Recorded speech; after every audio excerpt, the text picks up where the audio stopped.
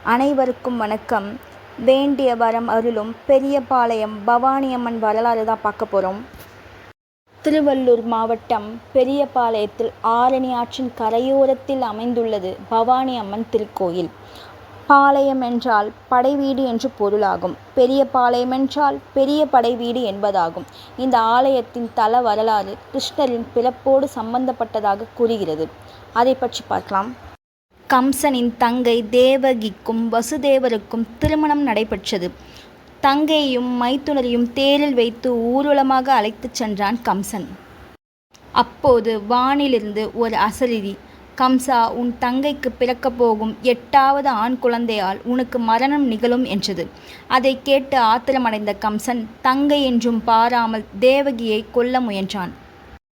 அவனை தடுத்து நிறுத்திய வசுதேவர் தங்களுக்கு பிறக்கும் அனைத்து குழந்தைகளையும் பிறந்த மறுகணமே கொடுத்து விடுவதாக கம்சனிடம் வாக்குறுதி கொடுத்தார். தங்கை தேவகியையும் வசுதேவரையும் சிறையில் அடைத்தான் கம்சன். சிறையிலேயே வாழ்க்கை நடத்திய தேவகிக்கும் வசுதேவருக்கும் பிறந்த 7 குழந்தைகளை கம்சன் கொன்றான். 8வதாக கண்ணன் பிறந்தார். அது நள்ளிரவு நேரம். கண்ணன் பிறந்ததும் ஒரு அசரீரி, வசுதேவரே, உங்கள் மகனை கோகுலத்தில் உள்ள நந்தகோபரின் மனைவி யசோதையிடம் சேர்த்துவிட்டு அங்கு யசோதையிடம் இருக்கும் பெண் குழந்தையை இங்கே தூக்கி வந்து விடுங்கள் என்றது. மந்திரத்திற்கு கட்டுப்பட்டது போல் வசுதேவர் தன்னுடைய மகன் கண்ணனை கூடையில் வைத்து தலையில் சுமந்தபடி சென்று யசோதையிடம் வைத்துவிட்டு அங்கிருந்த பெண் குழந்தையை எடுத்து வந்து தேவகியின் அருகில் வைத்தார். அதிகாலையில் தேவகிக்கு 8வது குழந்தை பிறந்தது பற்றி கம்சனுக்கு தகவல் தெரிவிக்கப்பட்டது.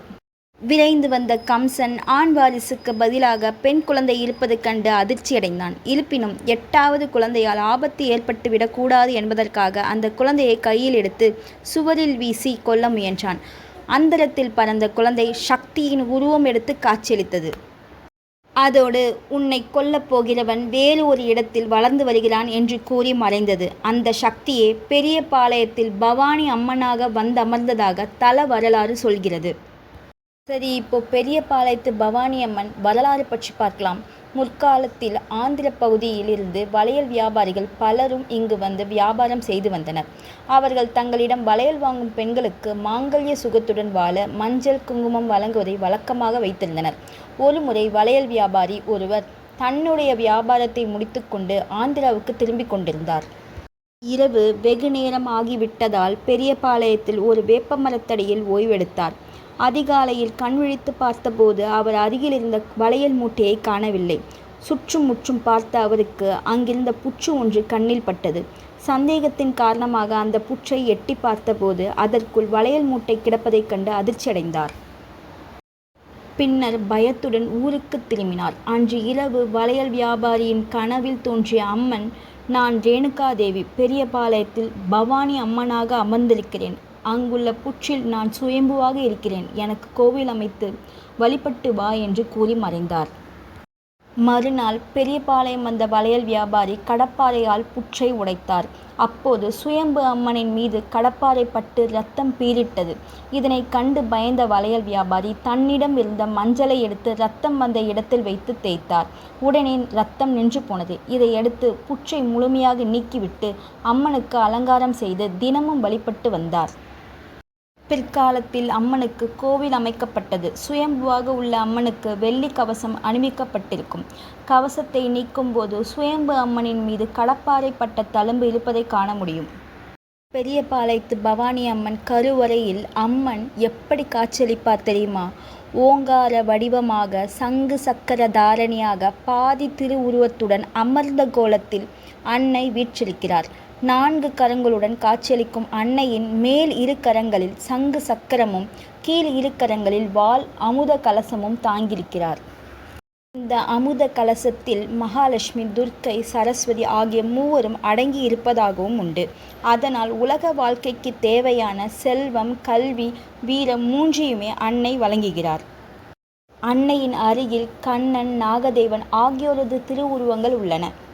சரி, இப்போ பெரியபாளையத்து பவானி அம்மன் கோவில் வழிபாட்டு முறைகள் மற்றும் சிறப்புகள் பற்றி பார்க்கலாம். இந்த கோவிலில் தேங்காய் உருட்டும் பிரார்த்தனை, அதாவது இந்த பிரார்த்தனையில் ஈடுபடுபவர்கள் ஈரத்துணியுடன் பவானி அம்மனை வணங்கிவிட்டு தேங்காயை உருட்டி விடுவார்கள். அந்த தேங்காய் உருண்டு செல்லும். எந்த இடத்தில் அந்த தேங்காய் நிற்கிறதோ அந்த இடத்தில் பவானி அம்மனை நோக்கி தரையில் சாஷ்டாங்கமாக விழுந்து கும்பிடுவார்கள். இப்படி தேங்காயை உருட்டியபடி கோவிலை சுற்றி வருவார்கள். இந்த பிரார்த்தனையை அடித்தண்டம் என்றும் பக்தர்கள் சொல்கிறார்கள்.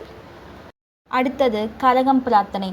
அதாவது நீண்ட நாட்களாக திருமணம் ஆகாதவர்கள் பவானி அம்மனிடம் கரகம் எடுத்து வருவதாக வேண்டிக் கொள்வார்கள். திருமணம் நிச்சயம் ஆனதும் கரகம் பிரார்த்தனை நிறைவேற்றுவார். கரகத்தை நன்றாக அலங்காரம் செய்து பட்டு சேலை சுற்றி பூ வைத்து தலையில் ஏந்தி கோவிலை சுற்றி வருவார்கள். திருவள்ளூர் மாவட்டம் சேர்ந்தவர்களும் பெரியபாளையத்தம்மனை குலதெய்வமாக கருதுபவர்களும் இந்த பிரார்த்தனையை அதிகமாக செய்கிறார்கள். திருமணத்துக்காக இந்த பிரார்த்தனை செய்யப்படுவதால் இதை குடை கல்யாணம் என்றும் அழைக்கிறார்கள். அடுத்தது மஞ்சள் தீர்த்தத்தில் மருந்து. பெருமாள் கோவில்களில் துளசி தீர்த்தம் கொடுக்கப்படுவது போல பெரியபாளையத்தம்மன் கோவிலில் மஞ்சள் தீர்த்தம் வழங்கப்படுகிறது.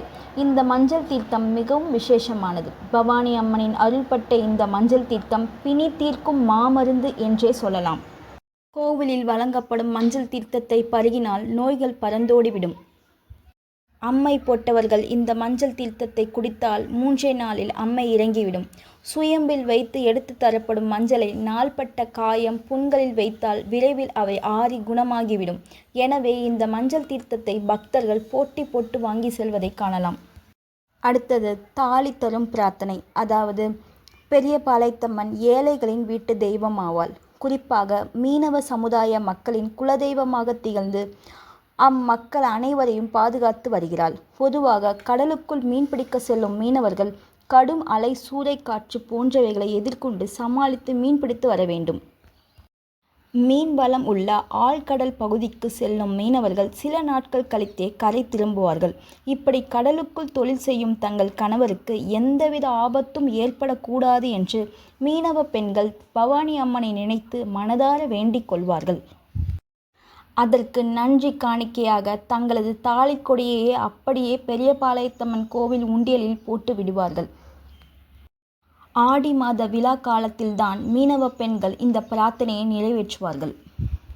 பெரியபாளையம் பவானியம்மன் ஆலய வழிபாடுகளில் மிக முக்கியமானது வேப்பஞ்சேலை பிரார்த்தனை வழிபாடுதான். சக்தி மண்டபம் அருகில்தான் திருஷ்டி பரிகார பூஜைகள் அனைத்தும் நடைபெறுகின்றன. சக்தி மண்டபம் அருகில் உள்ள மரத்தில் மஞ்சள் கயிறு வாங்கி கட்டினால் திருமணம் கைகூடும். தொட்டில் வாங்கி கட்டினால் குழந்தை பாக்கியம் உண்டாகும். கோவில் வளாகத்தில் துலாபாரம் கொடுக்கும் வசதியும் உள்ளது. பவானி அம்மனை குலதெய்வமாக வழிபடுபவர்கள் பெரியபாளையத்தில் குறைந்தபட்சம் 3 நாட்கள் தங்கியிருந்து வழிபாடு செய்கிறார்கள். கோழி சுற்றி விடுதல் பிரார்த்தனை. அதாவது கோழி சேவலை காணிக்கையாக அந்த கோவிலுக்கு தருவாங்க. நேர்த்தி கடனுக்கென்று ஒரு ஆலயத்தை குறிப்பிட வேண்டுமென்றால் அது பெரியபாளையம் பவானி அம்மன் கோவில்தான் என்று சொல்லலாம்.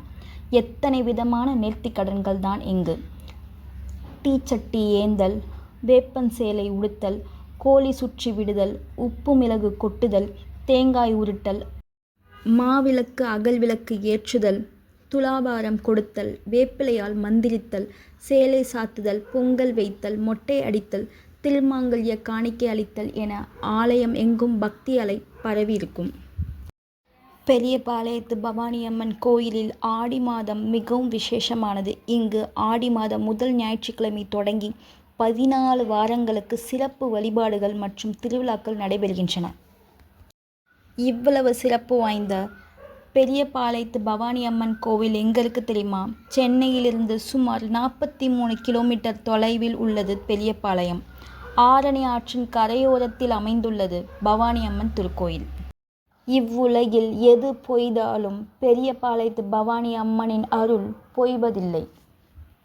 மீண்டும் மற்றும் ஒரு சக்தி வாய்ந்த அம்மன் கதைகள் பதிவில் உங்கள் அனைவரையும் சந்திக்கும் வரை உங்களிடமிருந்து நன்றி கூறி விடைபெறுவது உங்கள் கௌசல்யா அண்ணாமலை. பெரியபாளையத்து பவானி அம்மனின் அருள் உங்கள் அனைவருக்கும் கிடைக்கட்டும். நன்றி, வணக்கம்.